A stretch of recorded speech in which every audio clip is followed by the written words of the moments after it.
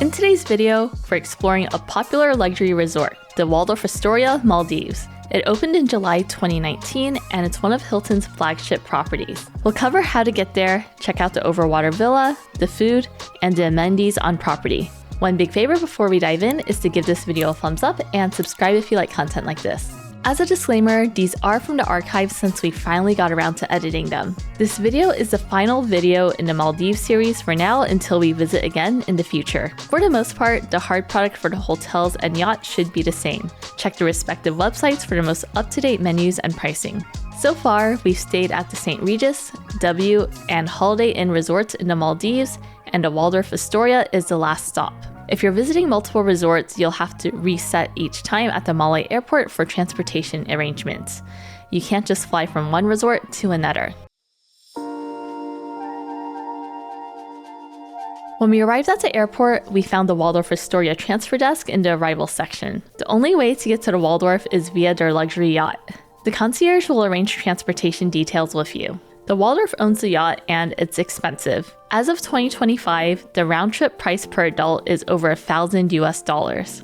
The retail price is $900 and it's subject to a 28.7% tax and service charge. I wouldn't be surprised if the price increases each year, so if you're a time traveler, let us know in the comments below. The yacht journey is 40 minutes from the airport. Although the price is steep, you do get to experience a luxury yacht with plenty of space. There are 3 stories: the top observation deck, the main deck with plenty of seats, free-flowing champagne, and a wide variety of snacks. And if you want to take a nap, the downstairs area has a bedroom and a couch. It's a much better experience than being on a cramped seaplane, and it sets a tone for what to expect during your stay.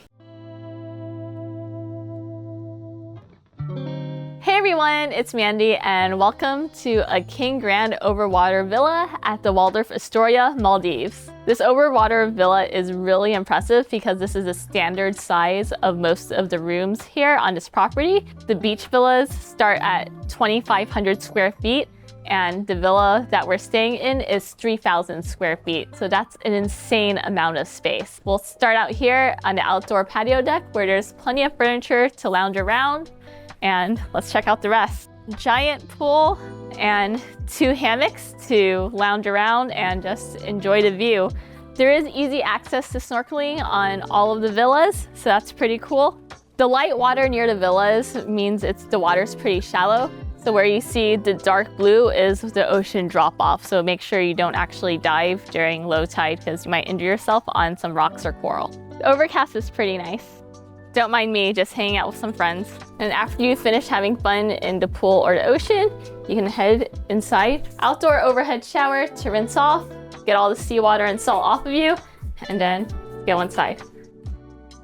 Here is the bathroom area. Don't mind the mess since, we kind of did laundry since this was a month-long trip.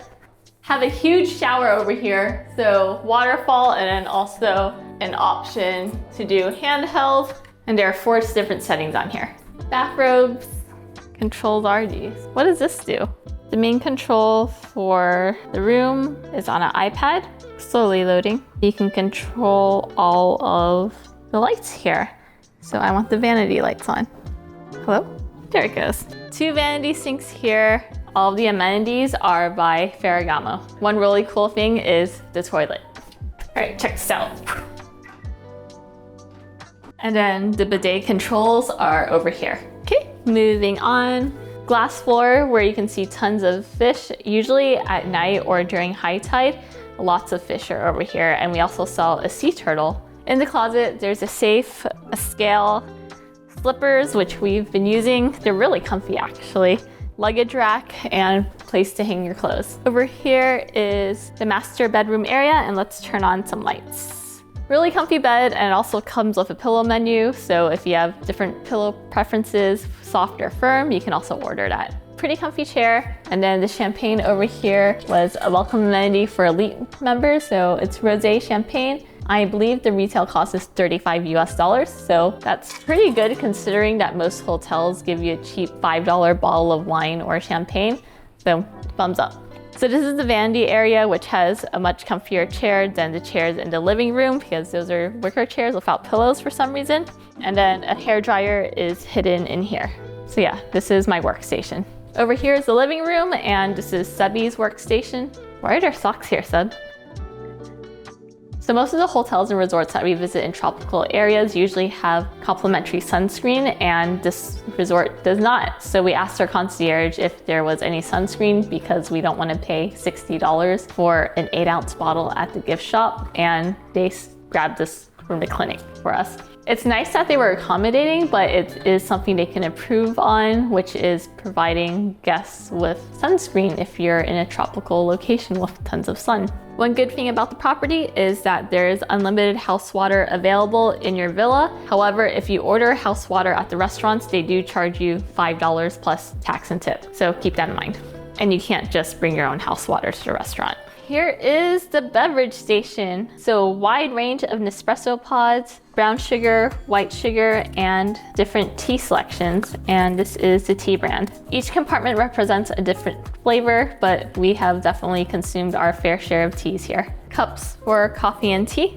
And here is the mini bar, and the only thing that's complimentary here is the milk for the coffee. So you can have as many of these as you like. Mini bar prices. Over here is our snorkel gear, which you can pick up from the Ocean Dive Center, which is operated by a third party on property. The masks are from Scuba Pro, and fins are from Mares. Pick them up from the dive center when you get here, and just be sure to return them or else you're gonna be billed. Couch is pretty comfy as well, and there is a huge TV to watch, but I don't think we've ever watched TV on vacation just because there's a beautiful view outside, even if it's raining. So another cool feature of the iPad is that you can basically control anything in the room. So you control fan, blinds, AC, and then privacy. There is a property directory where you can see all of the spa and wellness, dining, activities, photography, shopping, and weekly programs. One thing to be aware of is that the activities here are a little bit more expensive compared to other properties that we visited. So just keep that in mind when you're planning your trip. In case you're curious about the dining prices, here is the in-villa dining menu. The prices for pasta dishes start at $38, and all of these are also subject to a 23% combined service and tax charge. One very important note that I forgot to mention is that this specific island that the property is on is 1 hour ahead of Malé time. So currently it's 2:29 p.m. in the rest of the Maldives, but since we're on this island, it's actually 3:29. And the reason I mentioned that is because we've seen a lot of people accidentally miss breakfast because they didn't take into account the extra hour. Good morning. If you have Hilton Gold or Diamond status, then breakfast is included for you at the tasting table. Select credit cards can also give you automatic elite status. I'll leave a link to some of my favorites down below in the description box. If you don't have elite status, then I recommend booking a room rate with breakfast and dining credit. You can find a link to a VIP booking portal in the description box down below.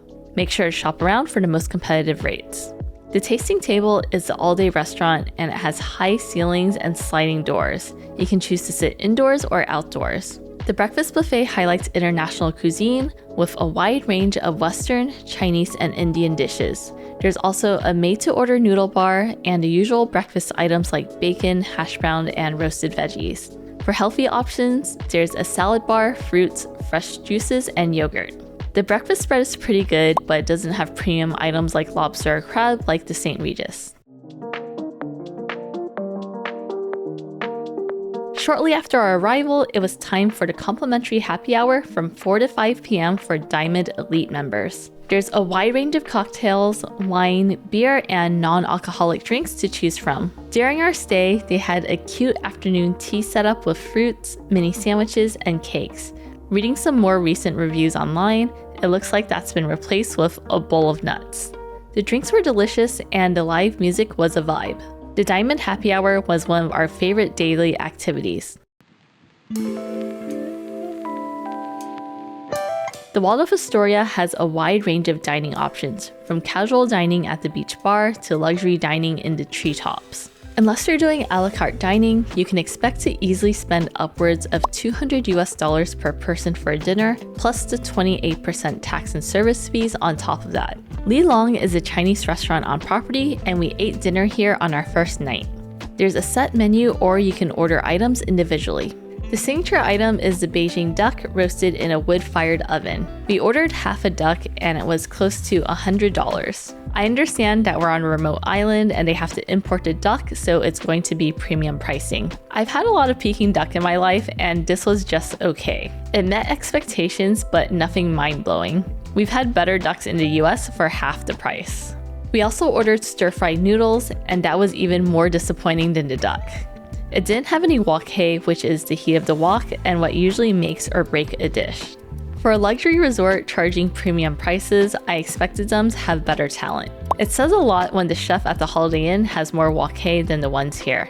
After the disappointing meal, we didn't have high expectations for the other dining outlets on the resort, and we were pretty hesitant about spending on the fine dining options. We don't mind paying a premium for food, but my main issue is when luxury resorts charge Michelin star prices without delivering a Michelin quality meal. Next up, there's Yasmin that serves Middle Eastern food, and we heard really good things. However, we didn't have the opportunity to try it since it's only open on select days and it was fully booked. Definitely make reservations before you arrive if it's on your list. Terra is the most famous restaurant, which consists of 7 individual tree houses and each one has a table. We didn't really have a desire to dine here since the set menu was over $350 per person, and I feel like if I'm spending that much, the restaurant should have some Michelin stars. There's 11 dining venues on property, and one of the highlights is the island's barbecue grill restaurant, The Ledge by Michelin star chef Dave Pint. One cool note is that he does visit the island often, and we missed him by a week. Maybe next time we'll catch him if we return. The Rock is a rustic wine cellar and dining experience, and Glow is interactive gardens-to-table dining. The newest dining outlet is Zuma, which features Japanese cuisine. Snorkel gear is provided free of charge for all guests and delivered straight to your room. We snorkeled around the lagoon and reef areas and saw a wide variety of fish. For excursions, we decided to try a fishing trip since it's not something we'd normally do at home. We took off at sunset and it was a nice cruise into the ocean. Turns out that it was handline fishing, so a new experience for me. They taught us how to hook the bait and catch some fish. It took a few tries, but we caught some. What's cool about this excursion is that you can pay a premium and they'll have the restaurant cook some fish for you in any style that you choose. You do have to sign a waiver saying that if you get sick, it's not their fault because the fish isn't from their usual supply chain and quality control. Since we caught a few, we selected 4 fishes for dinner and asked the chef to prepare them a few ways. We had the fish sashimi, fish soup, steamed Chinese style, and grilled. I would recommend this excursion, especially since you can eat what you catch. The resort is huge and has 119 villas across 3 interconnected islands, including the independent private island with its own private yacht service. Each room comes with bikes to ride throughout the property, or you can call the concierge service to take you around on a buggy. I think it's a nice vibe to ride bikes around the island and check out the different areas. The spa is an island sanctuary where you can get a wide range of treatments and massages. In the Ocean Pavilion, there's a fitness center that's open 24 hours and features techno gym equipment, weights, and a yoga room. There are classes that you can sign up for that are chargeable.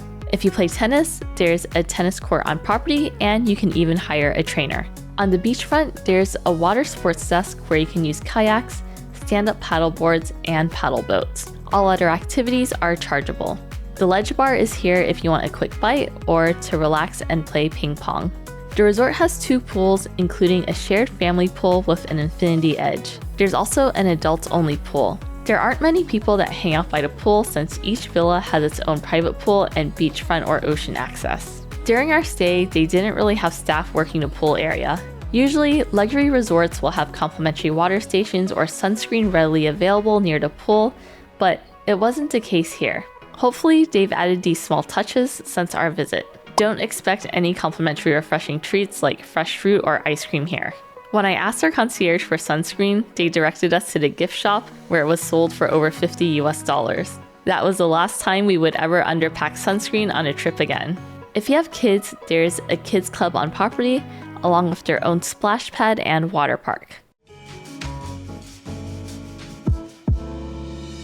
Overall, if you're booking to stay on points or Hilton free night certificates, the Waldorf Astoria Maldives is a great choice. You can't beat the hard product, especially the standard size rooms. I think the Waldorf has the most impressive and modern designed rooms in the Maldives.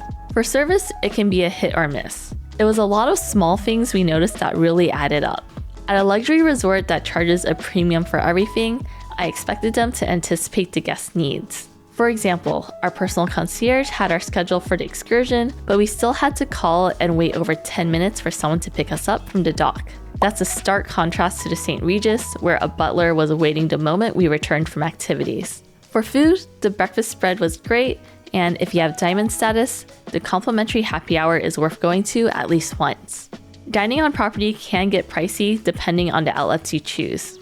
If you made it this far in the video, leave a fish emoji down in the comments below and I'll try to heart and respond. My question to you is, what are your thoughts on the Waldorf Astoria Maldives, and would you stay here or is it a skip? Let me and everyone else know down in the comments below. See you in the next one.